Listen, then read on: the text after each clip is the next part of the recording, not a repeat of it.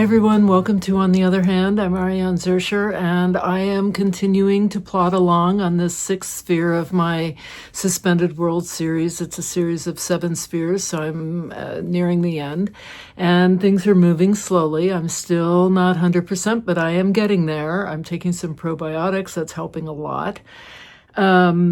So I am going to take you with me to the beach, and I'm going to show you what I'm doing in my studio, and we'll take a little walk, and I'll show you a way to make an ice cream without an ice cream maker. Super easy, 2 ingredients, unbelievable, so good, absolutely adaptable, and I'll show that towards the end. So come along with me, and yeah, a day in the life, or a couple days in the life. It's really a few days. I have these 2 different kinds of wire that I like to drape over this to just, first of all, it keeps the round shape, which I really want for this sphere. I don't want it to look crushed or irregular. And then this is the other one. I had a finer mesh, which I also like, and I'm going to order another roll of it. But right now, I just have this one, which is fine. But I do actually prefer the one that's a bit finer. I'll put the links for all of these in below the video. But this is just regular chicken wire, and then this is a mesh. And what I like to do is put this in places on the sphere, and remembering that I'm going to cut the top off, but this will hold its shape much better and also allow me to then put what I'm calling a skin, which is the fabric and papers and stuff that I then stitch on. So that's where I'm at right now. I'm just going to start applying these materials to the sphere at the bottom part. So I've got my hat here because I'm going to the beach, and I've got my little bag with, can you see, sunblock, beach towel, swimsuit, and I'm going with my girlfriend. She's going to drive, and it's going to be in the 80s today, so it's a perfect day for this. I'm very excited, and taking a little break from the studio. And I'm right, as I showed before, I'm right in the midst of doing that wire work, which is, not my favorite part, but it's not awful either. It's just, something else. And yeah, so I'm going to look for little treasures on the beach and hopefully bring back some driftwood, and I'm very excited. I'll keep you posted. Off I go to the beach. All right, here we are. Here's my girl giving the Queen's wave. All right, shoes off. Feeling the sand between our toes. And it's not that crowded for New York. I can't believe, look at this stuff that people bring.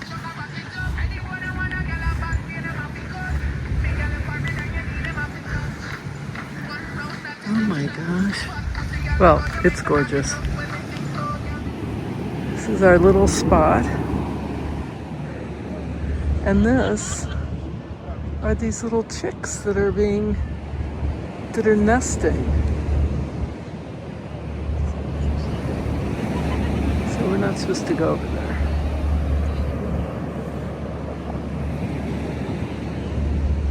Here's my friend Mary, filled with wisdom. We've been talking about cooking, women's health, growing old, the horrors, the secrets, the things no one talks about. What else? Right, it's not much, but this is my little find. 2 pieces of driftwood. There's not much on this beach, I gotta say. It's been cleaned up. It's It's not really a story. It's just a couple of thoughts that I had while talking to my friend Mary, whom you met. Went to the beach with Mary. She's great. Love my friend Mary. And we were talking about, well, I was talking about my kindness practice. And she said, but what do you do when kindness is just like out of reach? And I said, yeah, I don't know. And she said, well, I think then you have to shoot for neutrality.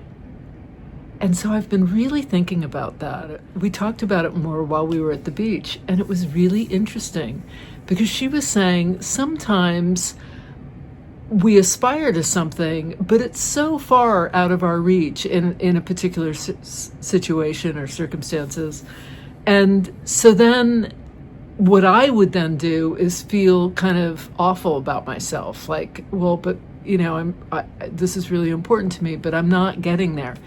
And she was saying, yeah, sometimes kindness is just too lofty a goal. And I thought, that's so great. So then you just shoot for neutrality. You just shoot for not being awful. So maybe you can't do kind, but at least you can not be awful. Maybe you can just not make things worse. Maybe you can shoot for neutrality. And I love that. And I've been thinking about that a lot. And I'm definitely often shooting for neutrality because sometimes in certain situations, kindness is just too far out of reach. It's too lofty a goal. It's something that I aspire to, but that I am not able in that moment to really authentically be that. And so I'm going to shoot for neutrality. Give me your thoughts. What do you think? I'm just adding the mesh and I'm kind of winging it, I don't get too crazy about this part, but I do want it. First of all, it stabilizes the spokes, so it keeps them sort of evenly spaced the way that I attach this. I've got some chicken wire here. I've got some screen here. I just got this screen, which as you can see is much, much finer, but I'm going to give it a try. I've got an order for another screen that's not quite as fine as this, but not as big as this one. And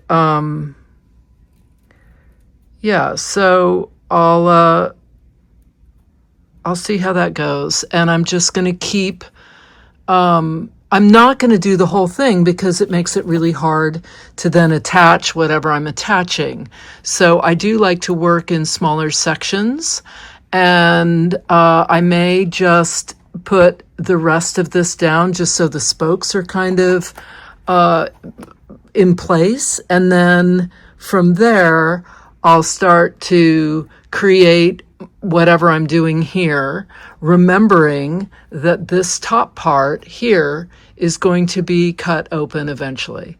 And yeah, so that's kind of where I'm at. And it helps me to have my notes because I forget, like, what am I doing? What am I thinking? What was I thinking? What is this? What's it about? And it helps me to have it all written down. So this is where I'm at. I'm going to keep going with the screen and chicken wire just to get these spokes aligned. Like you can see this one's a bit more, so I'll sort of push it here. And then once I have that bottom portion kind of done, I'll start adding stuff. The material, the mixed media, papers, fabrics, textiles, whatever. Pretty this little window box is. It's very nicely curated.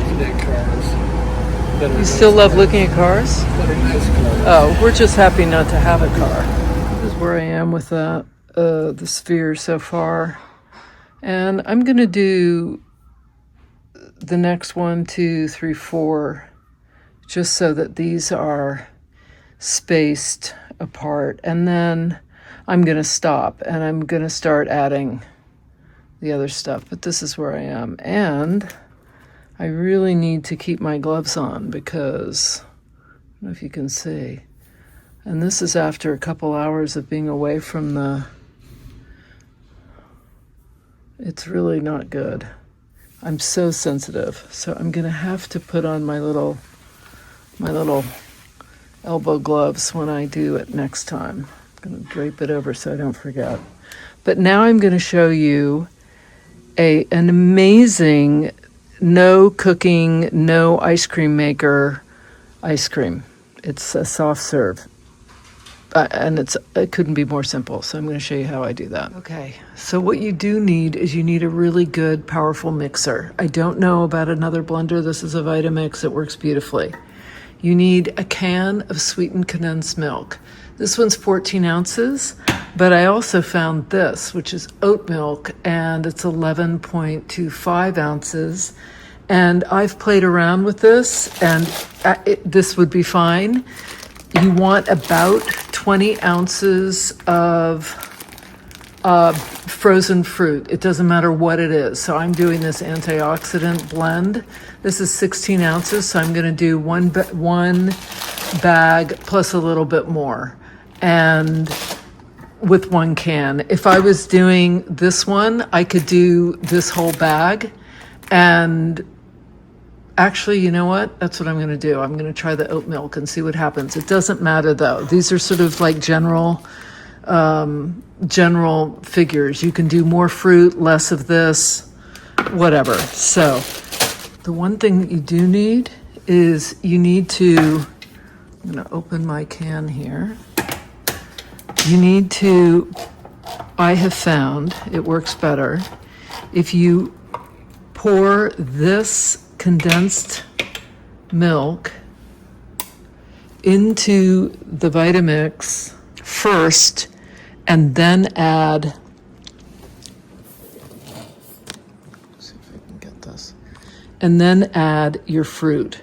If you add the fruit first and then pour this on top, it can make it really hard to puree it. Okay, I'm going to get a spatula. I'm just going to get my spatula here. I've never tried the condensed oat milk. I'm curious to see what it's like. We will see. My favorite so far has been peaches. Peaches and the sweetened condensed milk. Like I said, I haven't tried oat milk yet, but we'll see. It should work. Don't see why not. Okay. So I've got all that in there. Got this in there. And now I'm going to dump in my bag, my 16-ounce bag of fruit. Now remember, I said 20 ounces, but that was with a 14-ounce can. This is a just over 11-ounce can of oat condensed milk. So I'm going to try it with this first and see how it goes.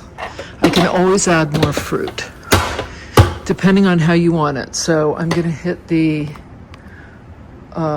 blend. Cover your ears.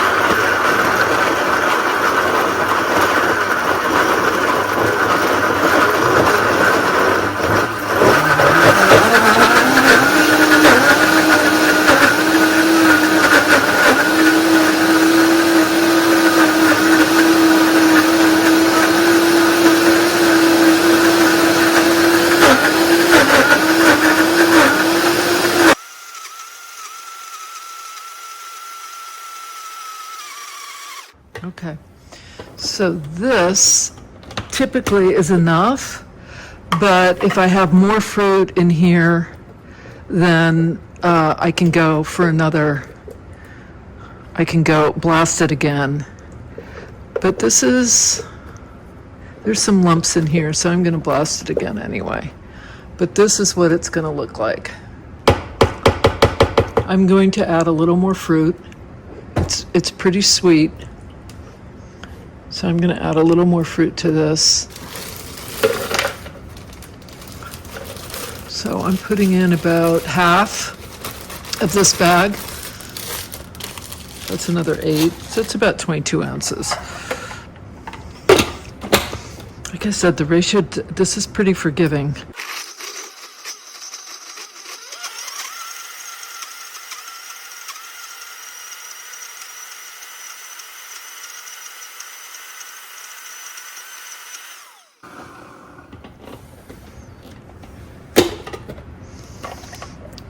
Stir it around.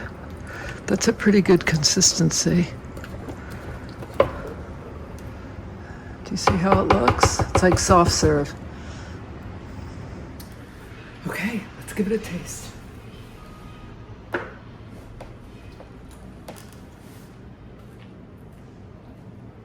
It's quite a bit sweeter than the regular condensed milk. So I think I'm going to add more of the frozen fruit to balance out the sweetness, but it's a smaller can and it's really sweet.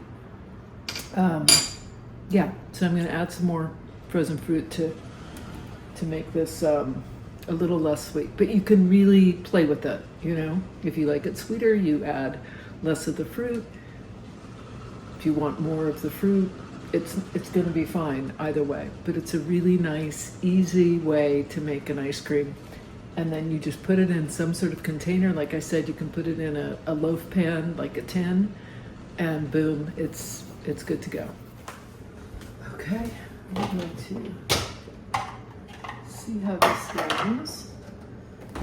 It's a little soupier than, and this is my little tin, my little bread loaf tin. So I'm just going to pour it in here. And I'm going to freeze it for like 30 minutes, and it'll be fine. It'll be a nice consistency. It won't be too hard. The longer it's frozen, obviously the harder it's going to get, but perfect. Fabulous.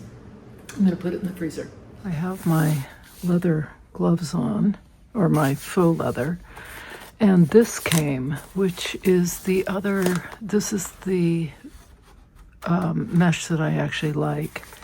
I'll put the link down below. It's a 304 stainless steel mesh screen 30 mesh. So as you can see, I'm doing this a little differently. Each sphere, I do things a little differently. That's fine. This one, I am stitching the screen down.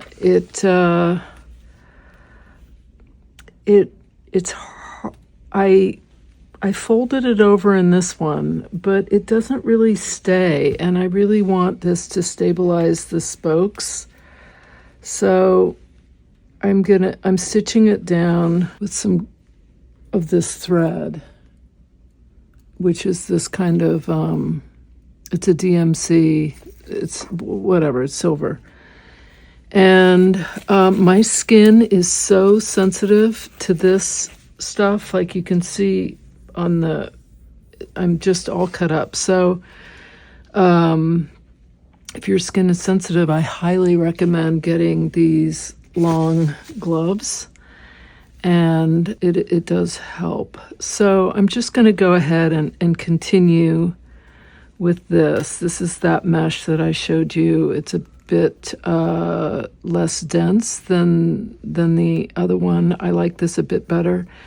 The denser one is harder to get the needle through, and it's not so easy doing this anyway. So anyway, so this is what I got, and I just have one more spoke here that I'm going to deal with right here, where I'll put some kind of probably chicken wire. But that's kind of it. And then it's a little misshapen. I'm not sure why this got so misshapen, but anyway, it did, and that's okay. I'll be able to manipulate this as I continue. It did get a bit misshapen, but that's okay. So in this video, we covered some ground. I wanted to end with a little thought about a reading that my husband and I had this morning, which was really talking about one's duty to show up for others. And again, as I've mentioned before, these readings are very male-centric. They're focused on, well, they're written by men. All the philosophers are men. The man who's doing the daily meditation and then kind of interpreting each quote that he chooses as a man.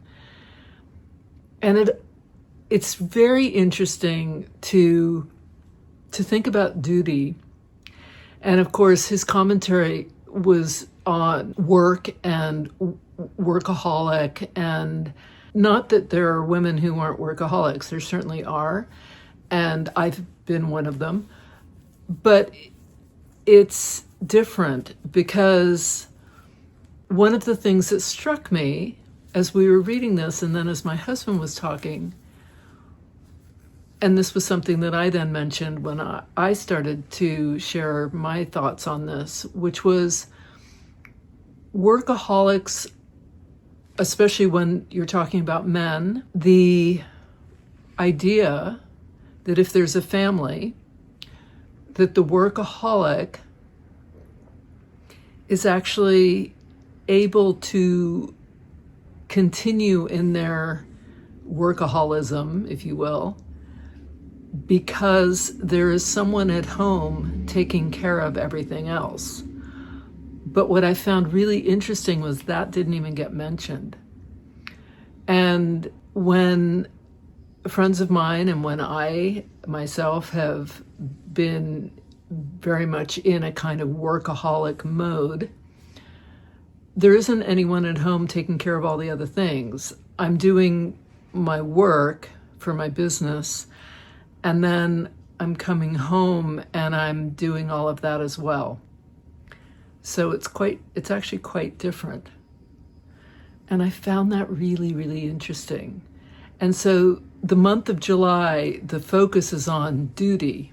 Right? I'm wearing my glove because I've been stitching with that wire, which is really, I'm so sensitive and my skin is all, so I have to wear these. Yeah, so the whole month of July is on duty. And I was thinking that that's a word that doesn't necessarily get attributed to women because it's just part of being a woman. It's like wrapped up in being female. It's not an option. It's part of who we are. When I was talking to my girlfriend the other day, we were talking about motherhood and how the identity of motherhood gets very much pulled into being a good mother and what that means. And often it means being needed, which is not the same as being a good mother, you know? It can be, but it isn't actually equivalent. You can be an awful mother and still be needed. You can be a great mother and the needed part is, I guess, for me, problematic because I've been conditioned to believe that my worth is tied up with how much I'm needed. And I'm unraveling that. So it's been interesting. Give me your thoughts. And I'm about to go off with my another girlfriend, and we have signed up for a echo dyeing class, a little one-day workshop that we've both signed up for. I'm going to go stay with her up at her place in the country. And so I'll record whatever I can. I mean, I don't know that it's okay to record. I'll be discreet, and I will certainly ask permission. But in any case, I'll at least take some photos, and I will do some recording of just being up in the country and sort of foraging around. I can't bring too much because I really am just going to carry a backpack. I'm taking the train back, so it's not like I have a car where I can just like load stuff up or anything. So I'll have to be a bit careful with what I find and forage. But I have to be able to carry it on my back home. But I'll be recording that, so that'll be the next video. It'll be focused on being up in the country and doing this echo dying. And it'll be interesting to see because I've never done echo dying, it'll be, so that's fun and I'm looking forward to it. Thanks so much for watching, and don't forget to hit the subscribe button, and I'll see all of you next time. We who believe in freedom cannot rest until it comes. One more time. We who believe in freedom cannot rest. We know why we were made.